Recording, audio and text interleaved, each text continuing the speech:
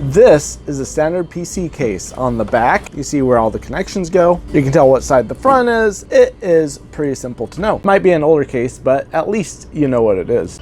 It's an older code, sir, but it checks out. Now we have plenty of these at our shop. We also have some newer, slimmer, like not as deep cases. And there's also slim style cases. This one right here is my production case I use for live streams and video production. But pretty much every computer case today, or almost every computer case today, is pretty standard. You can see the graphics card, you can see the inputs on the back, CPU cooler, power supply usually goes right here, it might go up here. I have seen some really interesting and cool cases, but this one really makes my head turn. That's because on the outside, it looks like a standard PC case. It might be a little bit big, and believe me, it is standing straight up like it should, but when you open it up, your head starts turning because it doesn't quite look right.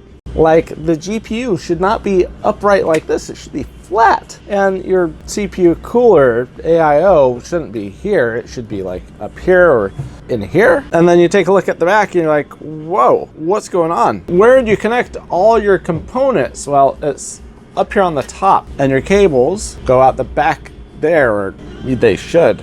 It's made by Segotep.